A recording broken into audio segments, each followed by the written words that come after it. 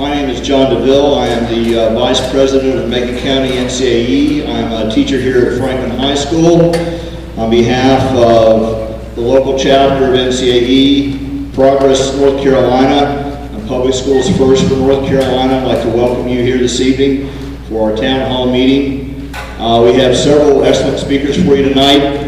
Hopefully when you leave tonight, you're better informed about what's going on.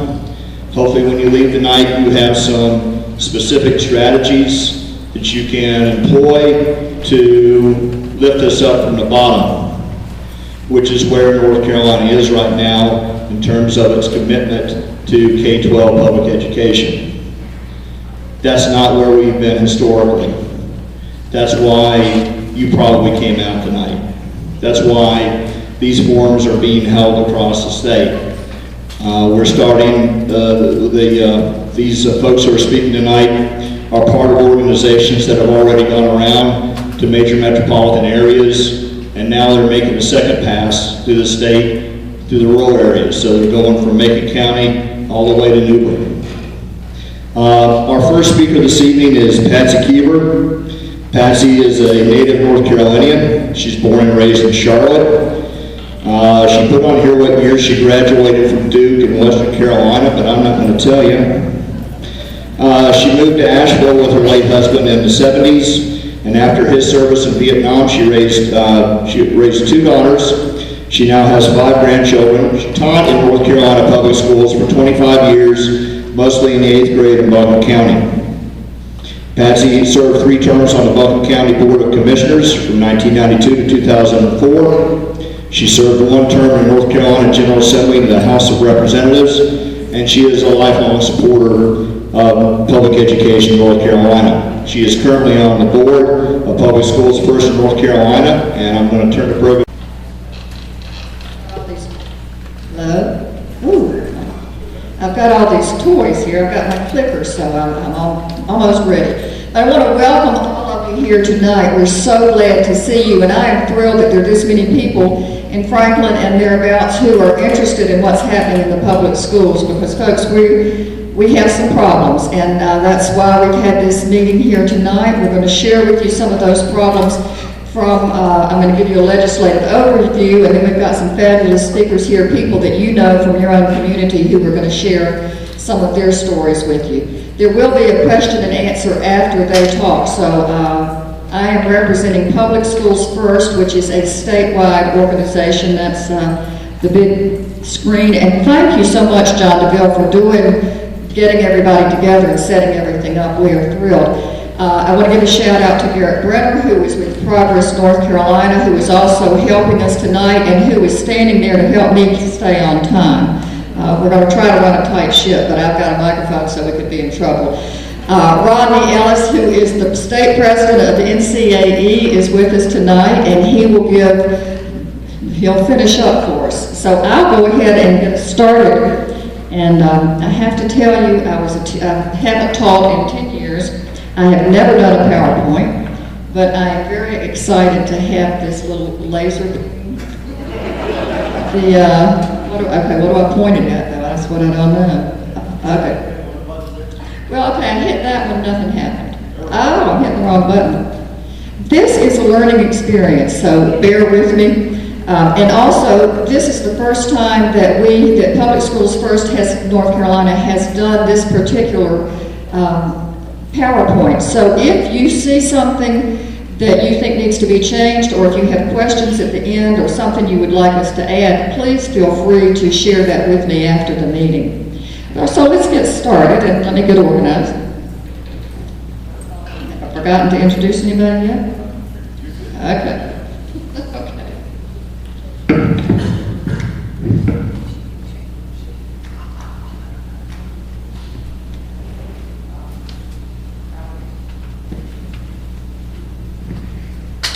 Did it come on? I'm sorry. I am learning, and I'm likely to do this again in some other places, so I'm just trying to get my system down, so I appreciate your help. As many of you know, this thing keeps going off. Is that me, or is it it? Okay. As many of you know, there have been serious belt tightening in the K-12 public education system. but nothing like we are seeing this year. Before we get into a few details about the budget just enacted by the General Assembly, I want to remind everyone where we started in terms of resources last year. All right, and so, John? Don't you hate it when you're at one of these and the person running it has no idea what they're doing? I apologize.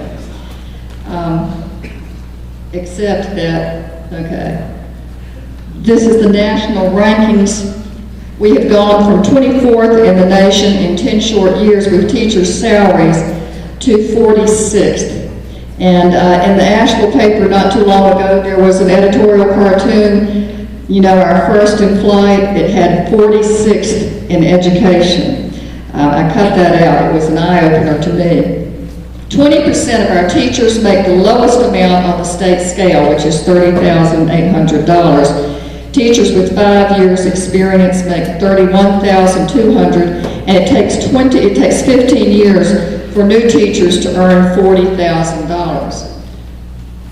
You know, that doesn't sound too bad to me because I quit 10 years ago. I retired 10 years ago, but that's not much in today's world. And even more startling, all right, I'm going to need somebody else to work this thing. Okay, well that's what I wondered a minute ago. Okay. So, just, you know, y'all are guinea pigs. Think how much better I'm going to be the next time I do this. Even more startling, our per pupil funding is now lower than all states that border North Carolina, which I personally find a little embarrassing.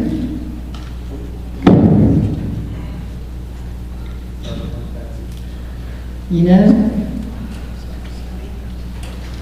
that's not the right one.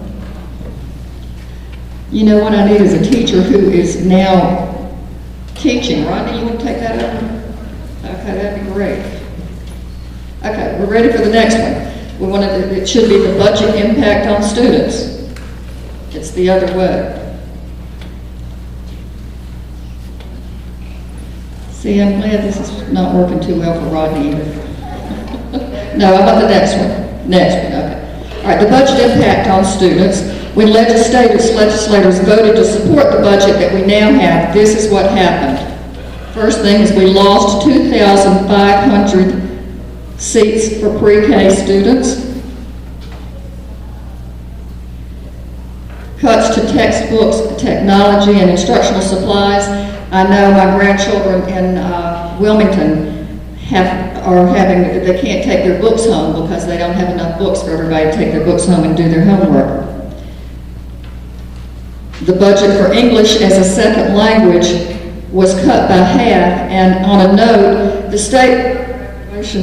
statewide graduation rate has improved in every category except the ESL students, and you can see that budget was cut in half, so duh.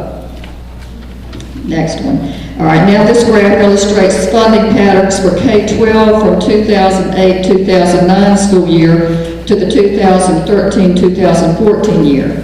Per pupil funding is down in absolute dollars by $327 per pupil, while enrollment has increased by more than 30,000 students.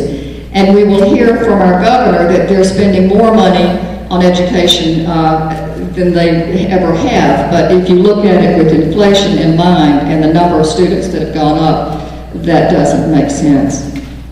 The teacher working conditions are student learning conditions. These are the things that teachers are facing. No raises, larger class sizes, removal of the due process rights. That is called tenure. A lot of people are concerned about tenure, but that's absolutely nothing but due process. Removal of salary increases for graduate degrees. Those of us who have earned their masters or were working on masters will no longer be paid for those. 3,800 teacher assistant positions were cut. 5,200 teacher positions were cut. Cuts to professional development and mentoring support was cut. In addition to direct loss of program funding for teachers, this is what our teachers have had to put up with, for students. Now, the logic of all this, more students, fewer teachers. In summary, since 2008, the student-to-teacher ratio grew from 13.6 to 15.5. Changes for teacher recruitment and training, and this one is really dire in my opinion, because what we've gone from is a North Carolina Teaching Fellows program, which took the best and brightest from our high schools, gave them 4 years of college, worked with them for the 4 years, and the persistence, the rate of retention for that was 78%. What they've changed to, what this legislature has changed to, is the Teach for America program, where they take high-achieving grads from country. They train them in 5 weeks, and this retention rate there is 10% leave within 5 years. In addition, another little fun fact is that the $11 million that has gone into Teaching America would be the $11 million that we need to pay our teachers for their master's degree. So we took away the master's degree, took away that $11 million and replaced it with a program that's not as good as the one we already had. Now, privatization with full accountability, school vouchers. Everybody know about school vouchers? Okay, big bad, a lot of money. In addition, the General Assembly, in a time of austerity, launched a school voucher program. The $11 million taken from public school funds for private or religious tuition is what is needed to pay for the current master's degree. And I think I just said that it was used for something else. Privatization with little accountability. We have $4,200 per student per year. The vouchers only provide a maximum of $4,200 per student per year, which means if you were in the lower level of the slicing off the upper crust, paying them to go to this religious or private school, whereas the public schools that we all know and love are left with the people who are more destitute, who need more help, and it just seems obviously wrong to me. Private or religious schools do not have to provide transportation or meals. They do not have to have certified teachers. They do not have to meet legal safeguards for special needs children. And they use the same test to measure student progress. They do not. That's a mistake. They do not use the same test to measure student progress, right? That. Do not. We need to change that. Is it right? Okay. Do not have to. Oh, okay. I'm sorry. Okay. All right. Charter schools. All right. They got a big win. Do I? Oh, I'm sorry. Do we need to go back? Oh, okay. We didn't see that. That's not on the list. Okay, we won't worry about it. They don't have to admit all students. That's what we were talking about up here. We're having a little teacher conversation. All right, now charter schools are public schools. They are not private schools, but they can run for profit corporate cookie-cutter charter chains.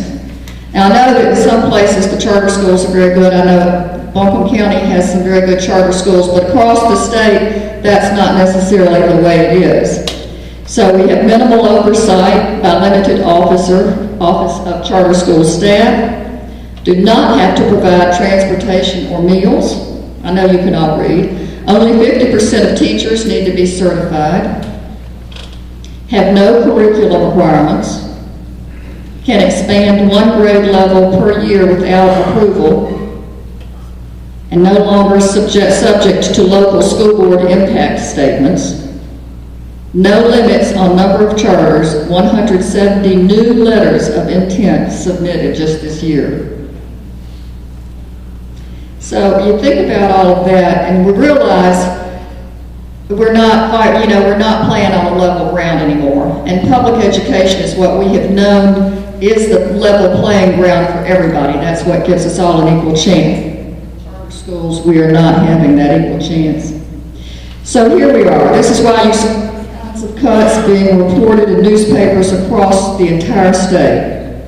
It's at this point that I will pause and We will have our speakers come up one at a time and share with us briefly their personal stories. And we'll have question and answer after that.